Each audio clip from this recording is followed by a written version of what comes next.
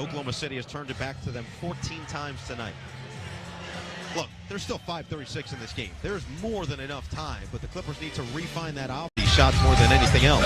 Jackson left to right, pick and pop with man, top of the key, looking to hand it off to George, can't do so, who pops back out and still can't get open. Williams face guarding him, so Jackson on the right wing, steps it back, doesn't take the jumper. 5 to shoot for Reggie, driving left, crossover right, step back 20-footer straight away, and he buries it. Reggie Jackson, bullseye from straight away. The Clippers are 6 down, 85-79, Jackson with 10. Maladona at the midcourt logo, hands it off for Gilgeous-Alexander. 24 points to lead all scorers for the former Clipper. Moves to his left, double team comes with Mann and Kennard. Mann nearly knocks it away. Gilgeous-Alexander picks up his dribble. And the timeout is called by Oklahoma City. They are awarded the time, 22nd timeout. Reggie Jackson, by the way, with that last bucket, 8,000 career points now for Mr. June. So a little bit of history / monumental moment for Reggie, but it comes in a crucial stretch. Now approaching clutch time, 4:53 remaining in this fourth quarter. The Clippers are down 85-79. They do have 4 players in double figures, as well as Kennard with 9, but Mann has not scored in the second half, had 10 in the first to lead all scorers, or lead at least the Clipper scores. 22 from George, 14 from Batum, 10 from Reggie. But the Clippers need to start finding some final stops, hitting some final shots. It's going to come down to execution on both sides of the basketball. And quite frankly, it just feels like the Clippers need a win to almost get themselves back into a positive headspace. A lot of these errors, we talked about it a lot pregame. It's hesitancy. We've seen it time and time again, overpassing at times, which Tyronn Lue had mentioned to us pregame as well, where the Clippers are moving the ball well, but they're almost moving it too well at times and overpassing and not taking that first great available shot in hopes of finding the most outstanding shot possible. Paul George has been very solid in the second half with 17 points. They're going to need him to potentially take this game over down the stretch to find their second win of the season. Reinforcements are on the way soon with Serge Ibaka and Marcus Morris. Of course, Kawhi Leonard will be sidelined for at least the majority, if not all, of the season. His return has no timetable, I should say. 4:53 remaining fourth quarter. LA down 85-79 with Maladona inbounding in the front court near side for Gilgeous-Alexander. Steps it back, now drives with the left hand down the middle of the lane, spins, fades from 15 and gets the roll. Shai Gilgeous-Alexander is sizzling. His fourth 20-plus point game in the last 5. He's got 26. 87-79. LA down 8 with 4.5 to play.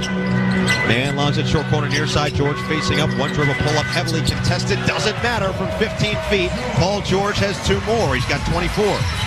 87-81. Clippers down 6 with 4:20 remaining. Giddey on the left wing, picked up by Kennard on the outside, screen to his right from Muscala. George switches out to him, crossover and drive down the right alley. Giddey all the way in, and Giddey up for another lay-in with a right hand as the Aussie gets it back to 89-81 and has 13, a quiet 13 with 4 minutes remaining.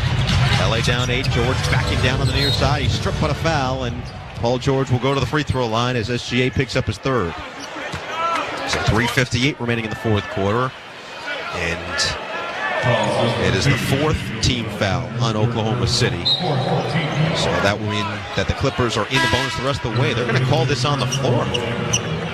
So it looked like George was well into his shooting motion, but Clippers don't get the benefit of the call, and they will inbound on the near sideline. 3:58 remaining. Beasley is back in for Williams, and Mann will inbound for the Clippers. Mann looking. Just past George, top of the key. 24 to lead the Clips. George behind his back against Giddey. Pick and pop with Batum. Around the Reggie on the left wing with 6 to shoot. Jackson steps it back. Now crossing over. Driving middle. Up and under move. Couldn't spin it in, but a foul. So Jackson being aggressive and will go to the free throw line. That is the 15th foul now. And it is Giddey picking up his 4th. 13 points, 5 rebounds, 6 assists. Giddey, it doesn't even feel like he's had a great game. But he's quietly put together a decent stat line. Once again, averaging nearly 11 points per game coming in. Reggie still beloved by the fans here. 4:15 tonight, and his first free throw is short. 3:47 to go in the fourth quarter, and the Clippers trailing the Thunder 89 to 81. They have come back in a blink on a number of occasions in this game where Kennard hit a couple of threes in a row in the third quarter. George capped that with 9 straight points on 3 straight possessions, but just haven't gotten over the hump as Jackson goes 1 for 2 at the line. 11 points for Reggie, 89-82. Clippers down 7 with 3:45 remaining. Giddey with full court pressure from Batum, moves it right to left.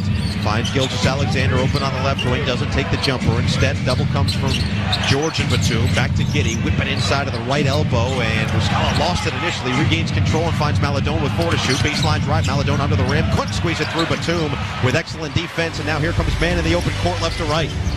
And right wing, back to Batum, the trailer, around to George, left wing, off the screen from Batum. George, crossover drive, middle, into the paint. George, a lot of contact, blocked inside by Bazley. No foul called. Here comes Gilgeous-Alexander, crossing back and forth. He lost the basketball out of bounds. That should be Clipper ball, and they're going to change it. Yep, James Williams is going to come in and make sure Jonathan Sterling isn't caught with his hand in the cookie jar, as Tyronn Lue will call a timeout with 3:07 to play. 89-82, Clippers down by 7. We'll take a short break and be back at 60 on the Clippers Radio Network. In the desert lies an oasis of calm and tranquility, a peaceful place away from the world, where you can let go, relax, and renew. A place so special that it was named the only Forbes 5-star spa casino in California. Because our only wish is to cater to yours. Agua Caliente Casino, Rancho Mirage, your own 5-star escape. We did it again. Verizon was just named America's most reliable network by RootMetrics for the 16th time in a row, proving once again that nobody builds networks like Verizon builds networks. That's why we're building 5G right. That's why there's only one best network, Verizon. Best and most reliable based on RootMetrics reports from second half 2013 to first half 2021 of 3 operators on all network types combined, not specific to 5G networks.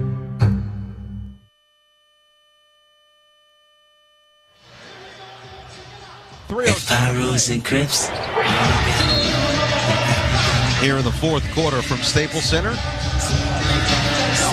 I was excited to hear some Kendrick. Had to let that sit a little bit. 89-82, Clippers down by 7 with the basketball. 3:07 left. Still plenty of time to get back in it. Paul George is trying to ask for why he wasn't given the whistle on the last play by James Williams. Instead, it's Jackson left to right, driving down the left alley all the way in. Lobs it towards the rim, and it was blocked by Muscala. 3 minutes remaining, and the Clippers are down by 7. Here comes Maledon from right to left, and it would behoove Oklahoma City to use some clock, which they will with Giddey. At the midcourt logo, Giddey surveys as Jackson steps up defensively, and he moves to his right, spins to his left, and then puts it up and gets the roll from the dotted line. Clippers trailing 91-82 with 2:40 remaining. George left to right, step back straight away 3, and he got it. Paul George with 27. 91-85, Clippers down 6 with 2.5 to play.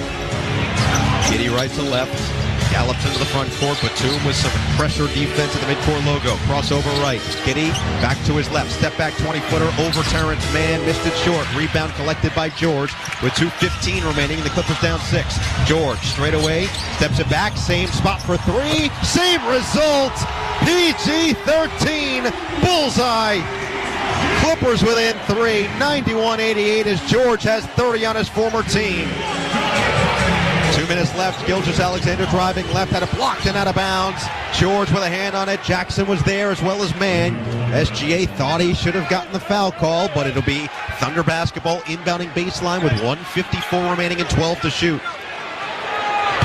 George with 30 points, 8 rebounds, 6 assists, a block, and 2 steals. Giddey, underhand pass inside, Muscala at the rim. Oh, great defense by George to force the miss, and here come the Clippers. A chance to get it to within 1 or tie the game with 1:45 left. George driving left, had it stripped by Giddey, regains control, outside Kennard, right wing 3 for the tie. Bullseye! Luke Kennard is perfect! We are tied at 91 with 1:35 remaining on a 9-0 run by the Clips. Fans on their feet at Staples Center with Giddey on the right wing. Screen to his left from Muscala. Now it's Jackson defensively. Giddey drives left, spins right, back to his left, outside Bazley. Jab step, pump fake, baseline drive. George is there. A foul's going to be called. It looked like the foul was going to be on the floor at least with 1:18 remaining. And let's see if they call it on the floor. No, they're going to say in the act of shooting. I think Tyronn Lue should challenge this. There's no way he was in the act of shooting. They're going to put Darius Bazley at the free throw line. He can challenge, T. Lue can challenge this to say that it was on the floor as opposed to in the act. And he's going to do exactly that.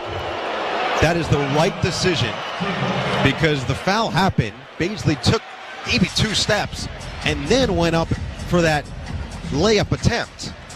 1:18 remaining, and it was only the first team foul of this fourth quarter for the Clippers, who have tied the game at 91 on a 9-0 sprint. 2 3 balls from George and a 3 from Kennard, his 4th of the game. He's 4 of 8 from downtown. The Clippers have now made 15, but they've taken 42 to get there. And I'll be very interested once again. They're going to go to the monitor here. Williams. LA is challenging the ruling of a defensive foul. Well, no, that's not exactly the case. They're challenging whether or not the foul was in the act of shooting, I believe. You have to be extremely clear about that, and this could come back to haunt them. This happened to Portland in their season opener. Chauncey Billups did the same exact thing. He tried to challenge that the foul was not in the act of shooting. Instead, it was on the floor, and they just said that it was a challenge of the foul in general, and as a result, things did not have as a result, the challenge was deemed unsuccessful, I should say, but Sacramento, who they were playing, got the ball out of bounds because it was still a foul. So technically, they can look at this, and even if it's After review, the coach's challenge is unsuccessful. Illegal contact across the arms. 2 shots for Oklahoma City. Wow. LA, timeout. So with 1:18 remaining, Darius Bazley is going to go to the free throw line, and I mean the swipe came, then a pump fake came, then another swipe came. So the question is who they call the foul on. It was Terrence Mann, so it wasn't the Paul George. Okay, it makes a little more sense. It was the second contact.